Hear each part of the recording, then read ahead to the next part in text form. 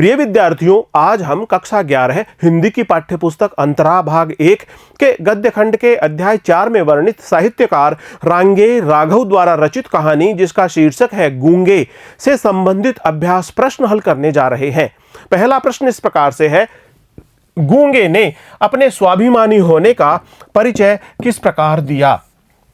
जैसा कि गूंगा शारीरिक रूप से असमर्थ था, वह बोल नहीं सकता था, दिव्यांगजन होने के बावजूद भी उसमें स्वाभिमान का गुण बहुत ही कूट कूट कर भरा हुआ था। जब स्त्रियां, जिनमें चमेली भी शामिल थी, उन्होंने गूंगे से पूछा कि वह अपना पेट कैसे पालता है, तो उसने अपना पेट परिश्रम पूर्वक पालने की बात कही। उसने कहा कि वह हलवाई के यहाँ लड्डू बांधता है, कढ़ाइयाँ मांजता है, कपड़े धोता है और परिश्रम पूर्वक अपना पेट पालता है। इस कहानी में हम देखते हैं कि चमेली एक बार जब बासी रोटियां गूंगे के सामने फेंकती है तो वह उन रोटियों को हाथ भी नहीं लगाता और गुमसुम होकर एक तरफ खड़ा रहता है।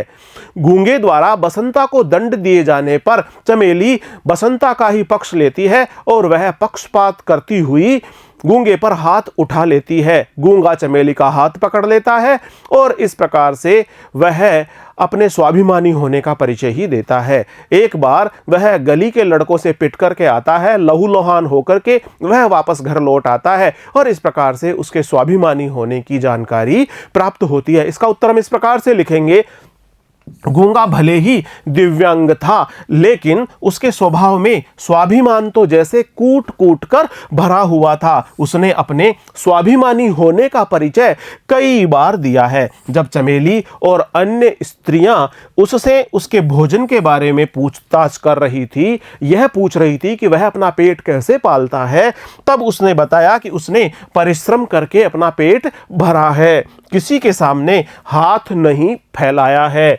इसी प्रकार जब चमेली गूंगे के सामने बासी रोटियां फेंककर खाने को कहती है तो वह चुपचाप खड़ा रहता है, रोटियों को हाथ भी नहीं लगाता। जब गूंगे की शिकायत पर ध्यान न देकर चमेली अपने बेटे बसंता का पक्ष लेती है और उस पर हाथ उठाना चाहती है, यानी गूंगे पर हाथ उठाना चाहती है, तो गूंगा चमेली का हाथ पकड़ लेता है। स्वाभिमानी होने के कारण ही वह सड़क के लड़कों से भिड़ जाता है और लहूलुहान होकर घर लौट पड़ता है। इस प्रकार गूंगे ने एक स्वाभिमानी व्यक्ति होने का अनेक बार परिचय दिया है। अगला प्रश्न इस प्रकार से है, मनुष्य की करुणा की भावना उसके भीतर गूंगेपन की प्रतिछाया है। कहानी के इस कथन को वर्तमान सामाजिक परिवेश के संदर्भ में स्पष्ट कीजिए।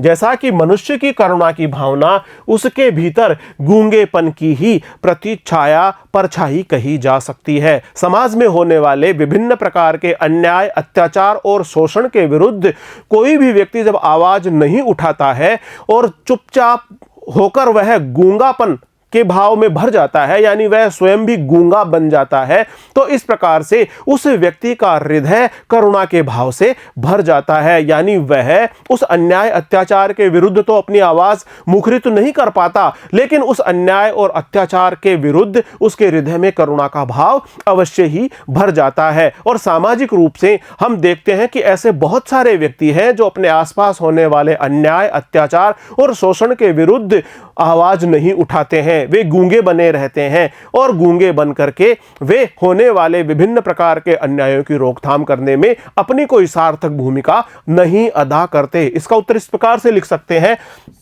गूंगे की आत्मकथा सुनकर सभी लोग करुणा की भावना से भर उठते हैं। मनुष्य के भीतर करुणा उत्पन्न होने का कारण यही है कि वह भीतर से गूंगा है। अपमान, अन्याय, उपेक्षा सहकर भी जब मनुष्य उसका प्रतिकार नहीं कर पाता है तो उसकी भीतर की घुटन करुणा के रूप में ही व्यक्त होती है। वर्तमान में सामाजिक परिवेश भी इस तथ्य को प्रमाणित करता है। चमेली की सोच भी इसी स्थिति की ओर संकेत करती है। वह सोचती है, आज ऐसा कौन है जो गूंगा नहीं है। गूंगा होने से आशय यह है कि ऐसा कौन व्यक्ति है जो अन्याय, अत्याचार और शोषण के विरुद्ध बोलकर अपनी आवाज उठा रहा है। यानी लगभग प्रत्येक व्यक्ति इस हद तक गूंगेपन का शिकार है। किसका हृदय समाज, राष्ट्र, धर्म और व्यक्ति के प्रति विद्वेष से, घृणा से नहीं छटपटाता, किंतु यह छटपटाहट व्यक्त नहीं हो पाती और करुणा में परिणित हो जाती है। घायल होकर चीखते गूंगे को देखकर चमेली का हृदय भी करुणा से भर उठता है और उसे लगता है कि सारा समाज ही गूंगापन की पीड़ा से कराह रहा है। प्रश्न 3, नाली का कीड़ा एक छत उठाकर सिर पर रख दी, फिर भी मन नहीं भरा। चमेली का यह कथन किस संदर्भ में कहा गया है और इसके माध्यम से उसके किन मनोभावों का पता चलता है? गूंगे को चमेली ने अपने यहां पर नौकर रख लिया, उसके सर पर एक छत दे दी, यानी उसको रहने के लिए स्थान भी प्रदान कर दिया, लेकिन गूंगा बार बार उस घर को छोड़कर भाग जाता और इस कारण से चमेली बहुत ज्यादा क्षुब्ध हो जाती, वह खींच उठती और परेशान हो उठती। कई बार खींच जाने के कारण और क्षुब्ध हो जाने के कारण उसने गूंगे को नाली का कीड़ा तक भी कह दिया। यह भी कह दिया कि ऐसे लोग किसी एक घर में टिककर निवास नहीं कर सकते हैं। एक छत उठाकर सिर पर रख दी, फिर भी ऐसे लोगों का मन नहीं भरता है। इस प्रकार चमेली के द्वारा यह जो कथन है, यह उसके हृदय की क्षुब्धपन होने की और उसके हृदय की खीज को अभिव्यक्त करता है। इसका उत्तर इस प्रकार से लिख सकते हैं, गूंगे की कहानी सुनकर चमेली को दया आ गई और उसने गूंगे को अपने यहां काम पर रख लिया, लेकिन एक दिन वह भाग गया। इस कारण चमेली को आश्चर्य हुआ और खीज भी हुई। जब उसको रहने के लिए स्थान दे दिया गया, रहने के लिए घर दे दिया गया, उसके बावजूद वह घर छोड़कर भाग गया। ऐसा होने पर चमेली को बहुत ज्यादा खीज भी हुई और दुख भी हुआ। वह सोचने लगी कि गूंगे जैसे लोग नाली के कीड़े जैसे स्वभाव के होते हैं, उनको एक घर में चैन से नहीं रहा जाता। उन्हें अपना वही निराश्रित जीवन अच्छा लगता है। घर घर भटकना, हाथ फैलाना, फटकार खाना ही उनके भाग्य में लिखा होता है। तभी तो गूंगा घर से भाग गया। इस कथन के माध्यम से चमेली के मन में आने वाले अनेक भावों का हमें परिचय प्राप्त होता है। गूंगे के अकारण भाग जाने से वह चिढ़ जाती है। गूंगा घर छोड़कर बिना किसी कारण के ही भाग जाता है। इस प्रकार गूंगे के अकारण भाग जाने से वह चिढ़ जाती है। उसे गूंगे पर तरस भी आता है। अपनी दया और ममता का अपमान उसे क्षुब्ध भी कर देता है। गूंगा चमेली की दया और ममता के भाव को ठीक से समझ नहीं पाता और वह ममता का अपमान कर देता है। इस कारण से चमेली क्षुब्ध हो जाती है। इस प्रकार चमेली के मनोभावों का पता चलता है। अगला प्रश्न इस प्रकार से है, यदि बसंता गूंगा होता तो आपकी दृष्टि में चमेली का व्यवहार उसके प्रति कैसा होता? यदि चमेली का पुत्र बसंता गूंगा होता तो चमेली का व्यवहार उसके प्रति संवेदनशीलता से भरा होता, पूरी तरह से सहानुभूति से भरा होता और वह बसंता की गलतियों को नजरअंदाज कर देती और वह उसका हर प्रकार से ख्याल रखती, किसी भी प्रकार से उसको पीड़ा कष्ट नहीं पहुंचाती, किसी भी प्रकार से उसका तिरस्कार नहीं करती। वह हर प्रकार से बसंता के साथ में संवेदनशील रहकर ही कार्य करती। इसका उत्तर इस प्रकार से लिख सकते हैं, चमेली के हृदय में गूंगे के प्रति करुणा का भाव उत्पन्न हुआ। एक बार बसंता ने गूंगे को पीटा, पर चमेली ने बसंता को दंड न देकर गूंगे को ही पीटने के लिए हाथ उठाया। गूंगा पराया था, इस कारण चमेली ने उसके साथ ऐसा व्यवहार किया। यानी चमेली ने गूंगे के साथ में पक्षपात किया। गलती बसंता की थी, लेकिन उसने बसंता का ही पक्ष लिया और गूंगे के साथ में उसने पक्षपात किया। चमेली बसंता की माँ थी। यदि बसंता गूंगा होता, यानी चमेली का पुत्र बसंता यदि गूंगा होता तो वह उसके साथ कठोर और रूखा व्यवहार कदापि नहीं करती। उसकी प्रत्येक गलती को देखकर उसे क्रोध नहीं आता, उसके प्रति संवेदनशीलता और सहानुभूति दिखाती। वसंता को गूंगा देखकर उसे दुख होता। यदि कोई उसे पीटता तो वह संभवतया आपे से बाहर भी हो जाती। अगला प्रश्न इस प्रकार से है, उसकी आंखों में पानी भरा था, जैसे उनमें एक शिकायत थी, पक्षपात के प्रति तिरस्कार था। क्यों? जैसा कि चमेली ने बसंता का पक्ष लिया और गूंगे पर ही हाथ उठा दिया। ऐसी स्थिति होने पर गूंगे का मन तिरस्कार से भर उठा, क्योंकि चमेली ने अपने बेटे बसंता का पक्ष लिया था, चमेली ने पक्षपात किया था, इसलिए गूंगे की आंखें भर आई और पक्षपात के कारण उसका मन तिरस्कार से भर उठा। इसका उत्तर इस प्रकार से लिख सकते हैं, एक बार बसंता ने गूंगे को चपत जड़ दी। गूंगे ने भी बसंता को मारने के लिए हाथ उठाया, पर मालिक का पुत्र समझकर उसने अपना हाथ रोक लिया। बसंता ने गूंगे पर हाथ उठाया था। चमेली यह बात जानती थी। गूंगे के प्रति चमेली में करुणा का भाव तो जगा, पर पुत्र प्रेम के कारण उसने बसंता का ही पक्ष लिया और गूंगे को मारने के लिए हाथ उठाया। गूंगे ने चमेली का हाथ पकड़ लिया। चमेली ने बाद में उसे खाने के लिए रोटियां दी, पर उसने नहीं खाई। उसके मन में क्षोभ था। चमेली के द्वारा पक्षपात किए जाने को देखकर गूंगे के दिल में बहुत अधिक पीड़ा हुई। चमेली के पक्षपात को देखकर उसे दुख हुआ था। इसी कारण उसकी आंखों में आंसू आ गए थे और गूंगे के हृदय में जो एक पक्षपात के कारण तिरस्कार का भाव उत्पन्न हुआ था, उसी कारण से उसकी आंखों में आंसू आ गए थे। अगला प्रश्न इस प्रकार से है, गूंगा दया या सहानुभूति नहीं, अधिकार चाहता था, सिद्ध कीजिए।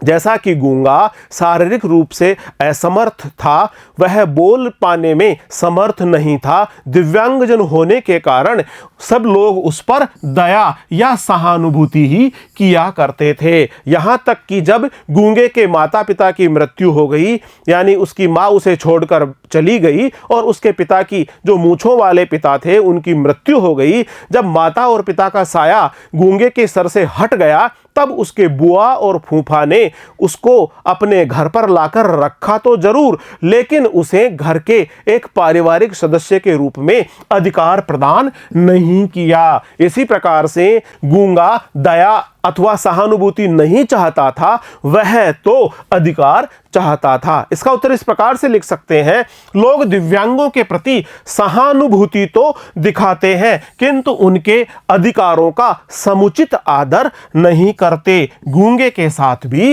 यही हुआ। गूंगे के माता पिता की मृत्यु के बाद सहानुभूति के कारण बुआ और फूफा उसे अपने घर ले तो गए, लेकिन उसे परिवार का सदस्य होने का अधिकार उन्होंने नहीं दिया। वसंता ने गूंगे को मारा, किंतु चमेली ने अपने पुत्र बसंता का ही पक्ष लिया। गूंगा चमेली से बसंता को सजा दिलवाना चाहता था तथा चमेली से न्याय पाने की आशा रखता था और चमेली से न्याय पाने का उसका अधिकार था, पर उसे न्याय नहीं मिला। गूंगा चमेली की सहानुभूति और दया नहीं चाहता था, अपना अधिकार चाहता था, किंतु उसे सहानुभूति नहीं मिली बल्कि उपेक्षा ही प्राप्त हुई। अगला प्रश्न इस प्रकार से है, गूंगे कहानी पढ़कर आपके मन में कौन से भाव उत्पन्न होते हैं और क्यों?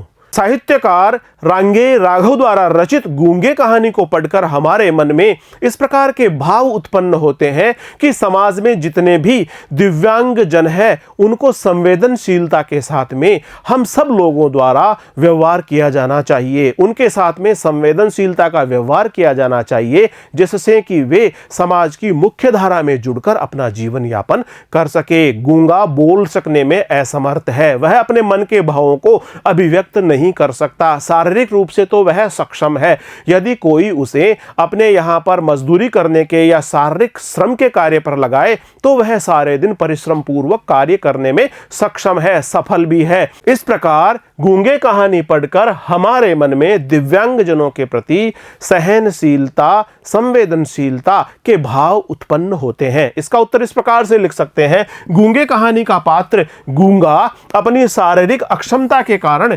बोलने में असमर्थ है, परिणाम स्वरूप हमारी सहानुभूति का पात्र है।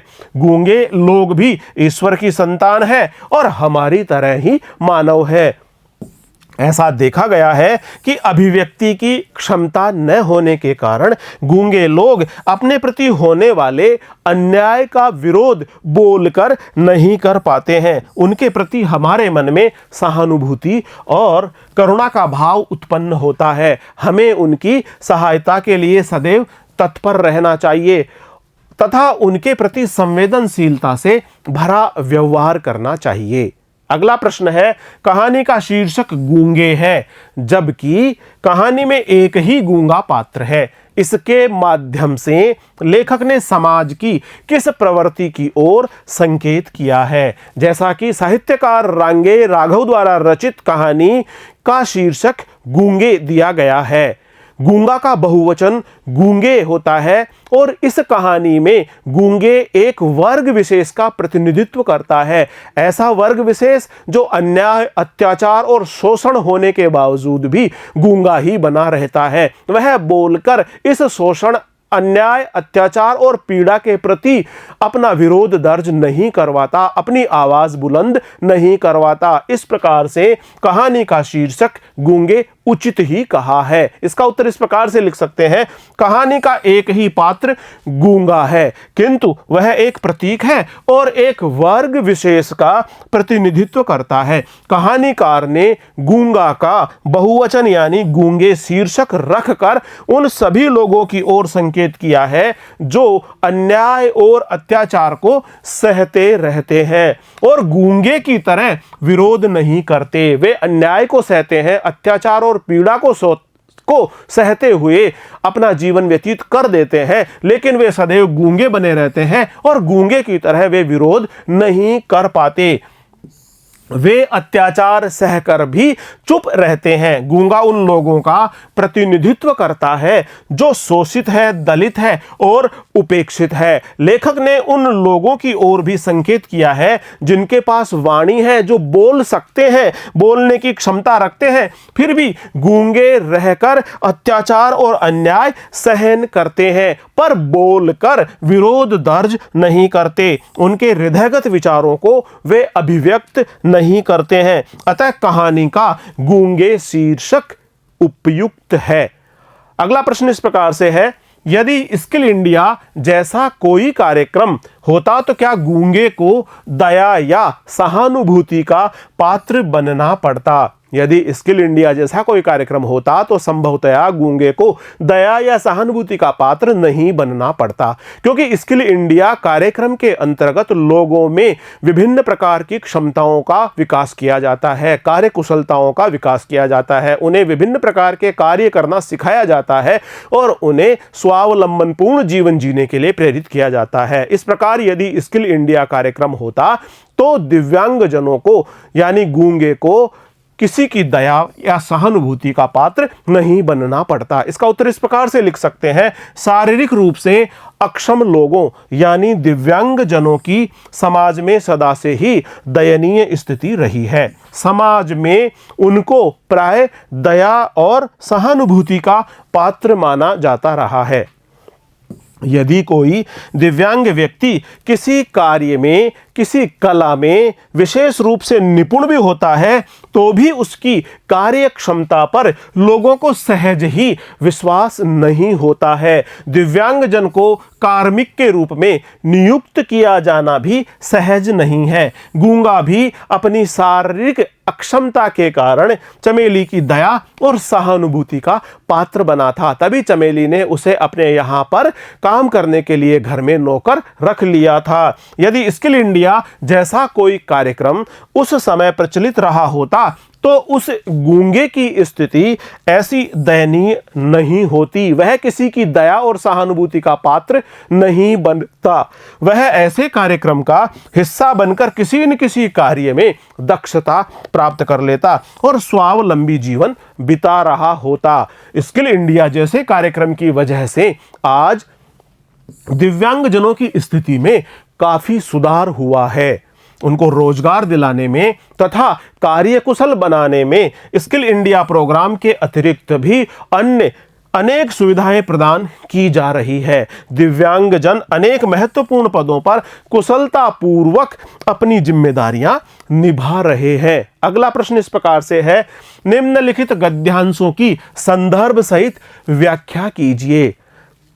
करुणा ने सबको जी जान से लड़ रहा हो।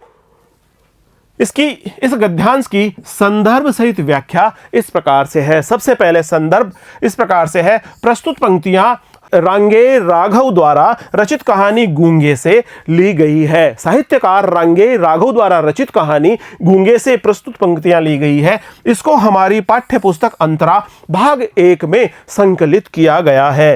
इन पंक्तियों की व्याख्या इस प्रकार से है, गूंगा अपनी बात को कह नहीं सकता, इसलिए इशारों से सारी बात कहता है। गूंगे की व्यवस्था को देखकर लोगों में करुणा का भाव उत्पन्न हो जाता है। इस कहानी में किशोर गूंगा बोलने का जितना भी प्रयास करता है, जितना भी प्रयत्न करता है, उसके मुंह से सार्थक शब्द नहीं निकलते, बल्कि केवल कठोर कर्कश काय काय की ध्वनि ही बाहर निकलती है। ऐसे लगता है मानो कोई घायल पशु कराह रहा हो, कोई कुत्ता चिल्ला रहा हो, यानी उसकी अस्पष्ट ध्वनियां मुंह से निकलती है जो समझ में नहीं आती। उसकी इस प्रकार की ध्वनियों को सुनकर ऐसा लगता था मानो कोई आदिम मानव हो जो भाषा बनाने का भरसक प्रयत्न कर रहा हो और वह सफल नहीं हो पाया हो। जिस प्रकार आदिम मानव भाषा बनाने के प्रयास में रहा होगा और वह जिस प्रकार की अस्पष्ट ध्वनियां उत्पन्न कर रहा होगा, उसी प्रकार की अस्पष्ट ध्वनियां गूंगे द्वारा उत्पन्न की जा रही थी। इस प्रकार से गूंगा पूरी तरह से बोलने में असमर्थ था। विशेष इस प्रकार से इसका गूंगे की व्यवस्था और उसके प्रयास का वर्णन किया गया है। इसकी भाषा सरल है और भावानुकूल है। इसकी भाषा भावों के अनुकूल है और सरल है। वर्णनात्मक शैली का प्रयोग किया गया है। अगला प्रश्न इस प्रकार से है, निम्नलिखित गद्यांश की संदर्भ सहित व्याख्या कीजिए। है वह लौटकर चूल्हे पर आदमी गुलाम हो जाता है। इसका संदर्भ इस प्रकार से है, प्रस्तुत पंक्तियां रांगे राघव द्वारा रचित कहानी गूंगे से ली गई है। इसको हमारी पाठ्य पुस्तक अंतरा भाग 1 में संकलित किया गया है। व्याख्या इस प्रकार से इन पंक्तियों की, चमेली गूंगे की व्यवस्था के बारे में सोचकर उसके प्रति ममता के भाव से भर जाती है। वह विचारों में खोती हुई चूल्हे के पास जाकर बैठ जाती है। उस चूल्हे में आग जल रही थी। चूल्हे के ऊपर वह भोजन बन रहा था जो मानव के पेट की आग को यानी भूख को बुझाता है। इस पेट की आग को बुझाने के लिए मनुष्य कई प्रकार के कार्य करता है। वह कई बार अपमान भी सहन करता है, क्योंकि सबसे बड़ी आग पेट की आग ही कही गई है। और इस पेट की आग को शांत करने के लिए मनुष्य कई प्रकार के कार्य करता है। कई बार तो उसे अपमान भी सहन करना पड़ता है, लोगों की गुलामी करता है, कभी कभी तो उसे अपने स्वाभिमान को भी खो देना पड़ता है। विशेष इस प्रकार से इन पंक्तियों का चमेली ममतामयी है यह दिखाया गया है। भूख किस प्रकार मनुष्य के स्वाभिमान को समाप्त कर देती है, इसका वर्णन किया गया है। भाषा सरल है, भावों के अनुकूल है और वर्णनात्मक शैली का इसमें प्रयोग किया गया है। अगला प्रश्न इस प्रकार से है, निम्नलिखित गद्यांशों की संदर्भ सहित व्याख्या कीजिए। इस और फिर कौन जिंदगी बिताए। इसका संदर्भ इस प्रकार से है, प्रस्तुत पंक्तियां साहित्यकार रांगे राघव द्वारा रचित कहानी गूंगे से ली गई है। इसको हमारी पाठ्य पुस्तक अंतरा भाग 1 में संकलित किया गया है। इन पंक्तियों की व्याख्या इस प्रकार से है, गूंगे के बार बार भागने और चोरी के आरोप लगने से चमेली बहुत अधिक क्षुब्ध थी। इससे उसके परिवार का मजाक बनता था। एक दिन गूंगे पर फिर चोरी करने का आरोप लगा तो चमेली बहुत अधिक क्रोधित हो उठी। चमेली ने यह भी सोच लिया कि यदि गूंगा नहीं सुधरता है तो न सुधरे कौन, वह उसका अपना बेटा है जो वह उसकी इतनी चिंता करे। यदि वह नहीं सुधरेगा तो फिर पहले की तरह सड़कों पर भटकेगा, कुत्तों की तरह दूसरों की जूठन खाकर अपना पेट भरेगा, फिर पहले की तरह द्वार द्वार पर अपमानित होगा और झूठे आरोपों को सहेगा। विशेष इस प्रकार से है, चमेली और गूंगे के बीच भावनात्मक जुड़ाव का मार्मिक चित्रण हुआ है। भाषा सरल है, शैली भावात्मक और मनोवैज्ञानिकता लिए हुए है। अगला प्रश्न इस प्रकार से है, निम्नलिखित गद्यांशों की संदर्भ सहित व्याख्या कीजिए और ये गूंगे क्योंकि वे असमर्थ हैं। इसका संदर्भ इस प्रकार से है, प्रस्तुत पंक्तियां साहित्यकार रांगे राघव द्वारा रचित कहानी गूंगे से ली गई है। इसको हमारी पाठ्य पुस्तक अंतरा भाग 1 में संकलित किया गया है। इन पंक्तियों की व्याख्या इस प्रकार से है, चमेली सोचने लगी कि सारे संसार में गूंगे जैसे लोग भिन्न भिन्न रूपों में अन्याय और अत्याचार सहते आ रहे हैं। ये अपनी व्यथा को चाह कर भी नहीं कह पाते हैं। ये अत्याचारों को चुनौती देने में भी असमर्थ हैं, क्योंकि शारीरिक रूप से ये बोल नहीं पाते। इस प्रकार उनके हृदय में तो भाव उमड़ते घुमड़ते हैं, लेकिन वे उनको अभिव्यक्त नहीं कर पाते हैं। दार्शनिक सी होकर चमेली सोचने लगती है कि आज के सामाजिक परिवेश में सभी लोग गूंगों के ही समान हो गए हैं। ऐसा कौन है जिसके मन में सामाजिक उपेक्षा, राष्ट्रीय कुव्यवस्था, धार्मिक भेदभाव और व्यक्तिगत अन्याय के प्रति द्वेष और घृणा नहीं उत्पन्न होती। यानी सभी का हृदय प्रतिशोध लेने के लिए छटपटाता है। गूंगे बनकर समाज में हो रहे अत्याचार, अन्याय व शोषण के विरुद्ध आवाज न उठाना लोगों का गूंगापन ही कहा जा सकता है। लोग समाज में हो रहे विभिन्न प्रकार के अन्याय, अत्याचार और शोषण के विरुद्ध आवाज नहीं उठा रहे हैं। वस्तुतः ऐसे लोगों को लेखक ने गूंगा ही कहा है और ऐसे लोग गूंगेपन के ही शिकार हैं। लेखक के अनुसार समाज के ऐसे लोग संवेदनहीन हैं, यानी वे भी गूंगे बहरे हैं, क्योंकि वे अपने सामाजिक दायित्वों के प्रति सचेत नहीं हैं। अगला प्रश्न इस प्रकार से है, निम्नलिखित पंक्तियों का आशय स्पष्ट कीजिए। कैसी यातना है कि वह अपने हृदय को उगल देना चाहता है किंतु उगल नहीं पाता। साहित्यकार रांगे राघव की कहानी गूंगे में हम पाते हैं कि जो इसका प्रमुख पात्र गूंगा है वह अपने हृदयगत भावों को अभिव्यक्त करना चाहता है। वह अपने हृदय में आने वाले विभिन्न विचारों को कहना चाहता है, लेकिन वह बोल सकने में असमर्थ है, क्योंकि वह गूंगा है और अपनी बात को कह नहीं पाता। इस कारण से वह यातना सहता रहता है और वह अपने हृदय के भावों को अभिव्यक्त नहीं कर पाता है। इसका उत्तर इस प्रकार से लिख सकते हैं, बचपन में गूंगे का काकल कट जाने के कारण वह बोलने में असमर्थ था।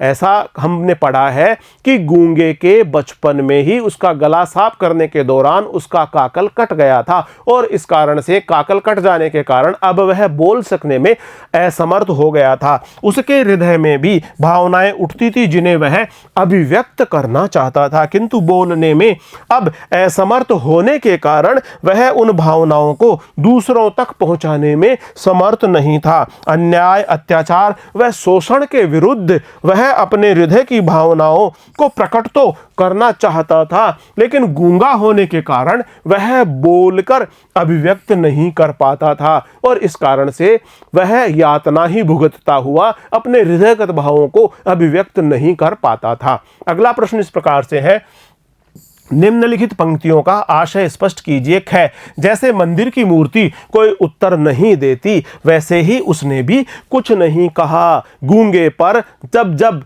प्रहार किया गया, जब उसका प्रतिकार किया गया, जब उसका साथ में दया और सहानुभूति का व्यवहार किया गया, तब वह शांत खड़ा रहा। जिस प्रकार मंदिर की मूर्ति कोई जवाब नहीं देती है, उसने भी किसी प्रकार का कोई जवाब नहीं दिया। इसका उत्तर इस प्रकार से लिख सकते हैं, चमेली ने क्रोध के आवेश में गूंगे को मक्कार बदमाश कहा, उसका हाथ पकड़कर घर से निकाल दिया। चमेली के क्रोध से वह विचलित नहीं हुआ। चमेली का क्षोभ और क्रोध उस पर कुछ प्रभाव नहीं दिखा सका। वह पत्थर की मूर्ति की तरह शांत खड़ा रहा।